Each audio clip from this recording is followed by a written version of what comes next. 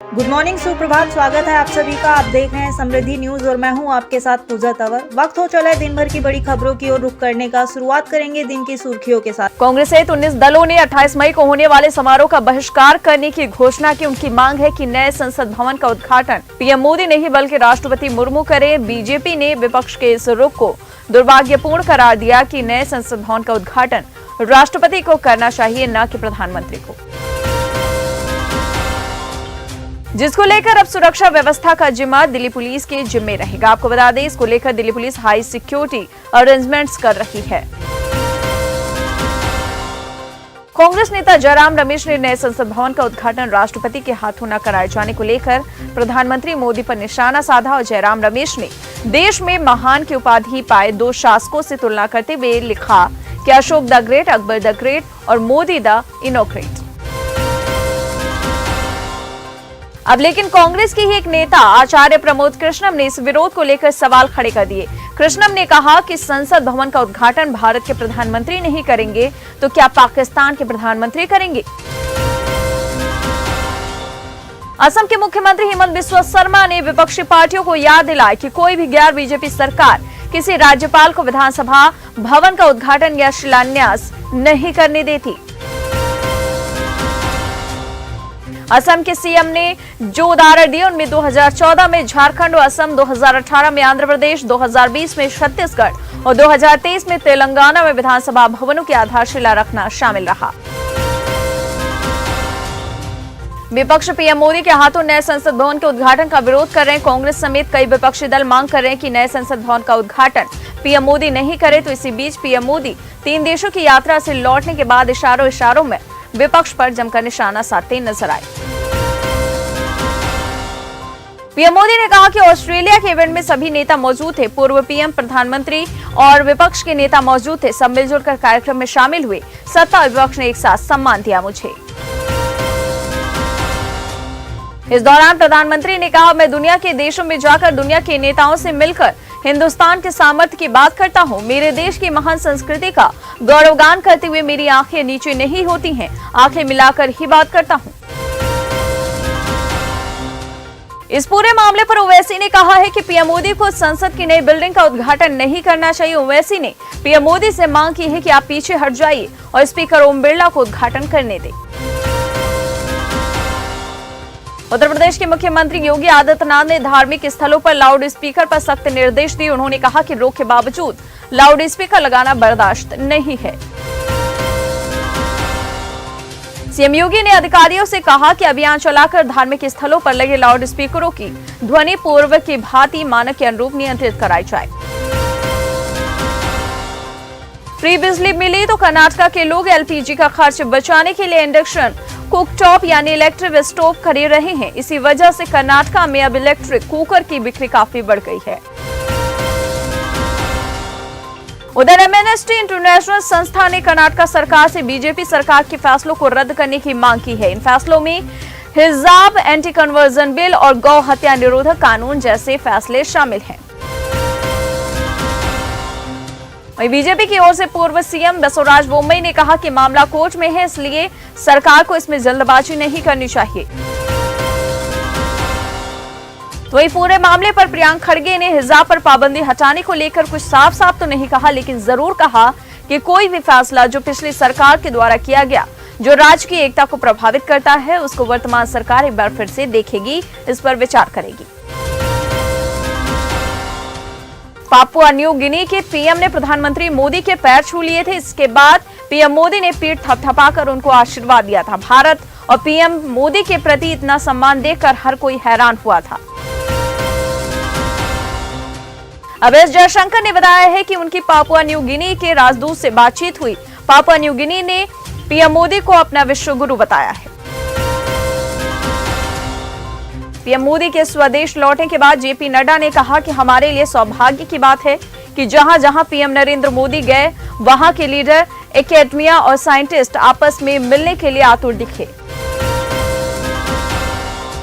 भारत को हिंदू राष्ट्र घोषित करने की मांग पर भड़के मौलाना शहाबुद्दीन रजवी कहा कि वर्तमान तो क्या, अगले 500 सालों में भारत हिंदू राष्ट्र नहीं बन सकता। उधर बसपा सुप्रीमो मायावती ने कांग्रेस पार्टी पर जमकर निशाना साधा, कहा कि सत्ता में आते ही कांग्रेस पार्टी दलितों मुस्लिमों को भूल जाती है।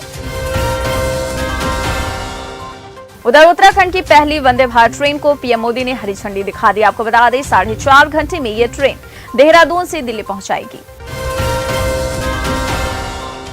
विपक्ष को एकजुट करने की नीतीश कुमार की मुहिम मुश्किलों में घिर गई है। पटना में होने वाली बैठकों को लेकर अब तक तारीख ही नहीं तय हुई है। सूत्रों की माने तो केजरीवाल, अखिलेश और ममता के दांव को लेकर पेंच फंसा है। नए संसद भवन पर विपक्ष को एनडीए ने करारा जवाब दिया। एनडीए ने कहा कि कार्यक्रम का बहिष्कार लोकतंत्र और संवैधानिक मूल्यों का अपमान है। काशी के ज्ञानव्यापी मामले में मस्जिद कमेटी ने औरंगजेब को लेकर गजब का दावा कर दिया। हाईकोर्ट में अपनी दलील देते हुए कमेटी ने कहा कि औरंगजेब निर्दयी नहीं था और उसने काशी का विश्वनाथ मंदिर नहीं तोड़वाया।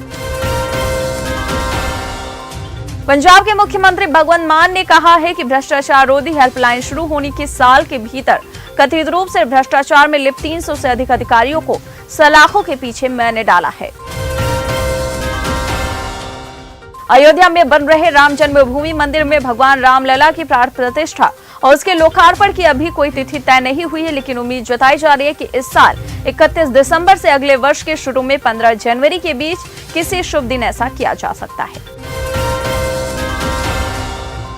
आम आदमी पार्टी के नेता राघव चड्ढा ने भी ट्वीट कर राष्ट्रपति से नए संसद भवन के उद्घाटन की मांग कर दी है। विपक्षी दलों की घोषणा को दुर्भाग्यपूर्ण करार देते हुए केंद्रीय संसदीय कार्य मंत्री प्रहलाद जोशी ने उनसे अपने रुख पर पुनर्विचार करने का आग्रह किया। दिल्ली के मुख्यमंत्री केजरीवाल लगातार बीजेपी पर हमलावर हो रहे हैं और अब उन्होंने कहा है कि बीजेपी 3 तरह से गैर भाजपा शासित राज्यों सरकारों की शक्तियां छीन रही है। उद्धव ठाकरे से मुलाकात के बाद केजरीवाल ने कहा कि महाराष्ट्र के पूर्व मुख्यमंत्री ने दिल्ली के नौकरशाहों पर नियंत्रण रखने वाले सरकार के विशेष आदेश को रोकने के लिए आम आदमी पार्टी के समर्थन का वादा कर दिया है। अब रामपुर के एमपी एमएलए कोर्ट ने इस हेट स्पीच मामले में अपना फैसला आजम खान के पक्ष में सुना दिया। कोर्ट ने सपा नेता को बाइज्जत बरी कर दिया।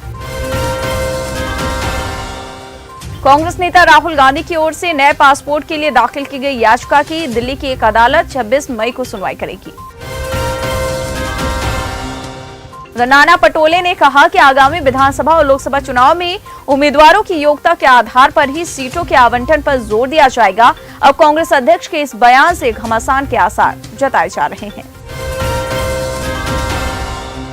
सीएम गहलोत के खिलाफ मानहानि केस गजेंद्र शेखावत की शिकायत पर दिल्ली पुलिस ने कोर्ट में दायर की रिपोर्ट। आपको बता दें, दिल्ली पुलिस की रिपोर्ट के आधार पर राउज एवेन्यू कोर्ट 1 जून को सुनवाई करेगी। उधर गैंगस्टर लॉरेंस बिश्नोई को अहमदाबाद की साबरमती सेंट्रल जेल से दिल्ली लाया गया है। तिहाड़ जेल में चक्कर आने से गिरने के बाद सत्येंद्र जैन को इलाज के लिए दीनदयाल अस्पताल में भर्ती कराने के बाद केजरीवाल ने कहा कि जो इंसान जनता को अच्छा इलाज और अच्छी सेहत देने के लिए दिन रात काम कर रहा था, आज उस भले इंसान को एक तानाशाह मारने पर तुला है। बागेश्वर धाम सरकार धीरेन्द्र श्रीवास्तव को जान से मारने की धमकी मिलने के बाद केंद्र सरकार ने उनकी सुरक्षा बढ़ा दी। उन्हें वाई कैटेगरी की सुरक्षा दी गई है। महाकुंभ 2025 के लिए एक्शन में योगी सरकार दिखाई दे रहे हैं। अधिकारियों को निर्देश दिया है कि महाकुंभ 2025 का लोगो और थीम जल्द से जल्द बना लिया जाए। सिद्धू मूसेवाला की हत्या का आरोपी गैंगस्टर लॉरेंस बिश्नोई के खास दीपक बॉक्सर मुश्किलें बढ़ गई हैं। दिल्ली पुलिस स्पेशल सेल ने दीपक को 5 दिन की न्यायिक हिरासत में लिया है। अतीक अहमद के वकील विजय मिश्रा पर एक व्यापारी ने 3 करोड़ रुपए की रंगदारी मांगने का आरोप लगाया। उसके खिलाफ मामले में मुकदमा दर्ज कर लिया गया है। उधर मुस्लिम पर्सनल लॉ के तहत तलाक जुबानी नहीं होगा। जी हां, अब तलाक का प्रमाण पत्र जारी करना होगा। जानकारी के अनुसार कानून मंत्रालय की सुप्रीम कोर्ट में तलाक-ए हसन समेत अन्य तलाक के तरीकों को खत्म करने पर फ्रेमवर्क तैयार किया गया है। इस पर गृह मंत्रालय की राय के बाद आगे इसे बढ़ा दिया जाएगा। महाराष्ट्र के डिप्टी सीएम देवेंद्र फडणवीस ने नए संसद भवन के उद्घाटन का कार्यक्रम का बहिष्कार करने वाले विरोधियों पर जमकर हमला बोला।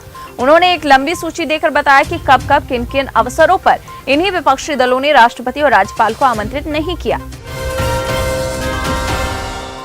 सुशील कुमार मोदी ने कहा है कि बिहार विधानमंडल के नए भवन का उद्घाटन नीतीश कुमार ने किया था। नीतीश कुमार अब ज्ञान दे रहे हैं, उन्होंने तब इसका उद्घाटन राज्यपाल से क्यों नहीं कराया। उधर प्रशांत किशोर ने कहा है कि पिछले 9 सालों में क्या प्रधानमंत्री मोदी ने बिहार में विकास के लिए एक भी बैठक की? अगर उन्होंने कोई बैठक की तो प्रमाण दें। अगर कोई प्रमाण देता है तो वो नरेंद्र मोदी का झंडा उठाने के लिए तैयार है। धीरेन्द्र शास्त्री के दरबार में केरला से आई एक महिला, तो बाबा बोले कितनी सच है द केरला स्टोरी फिल्म। तब महिला कहती है कि कुछ सत्य है और कुछ सत्य नहीं है। उत्तर प्रदेश के बिजली उपभोक्ताओं के लिए खुशखबरी है। आपको बता दें, विद्युत नियामक आयोग ने खारिज कर दिया उत्तर प्रदेश में बिजली की दरें नहीं बढ़ेंगी। विद्युत नियामक आयोग ने बिजली दरें बढ़ाने पर फिलहाल रोक लगाई है। चीनी अखबार सियोग पाओ कोलकाता में 5 दशकों तक प्रकाशित होता रहा, लेकिन अब नहीं छपेगा। आपको बता दें, कहा जा रहा है कि भारत में मंदारिन जानने वालों की कमी सबसे ज्यादा जिम्मेदार।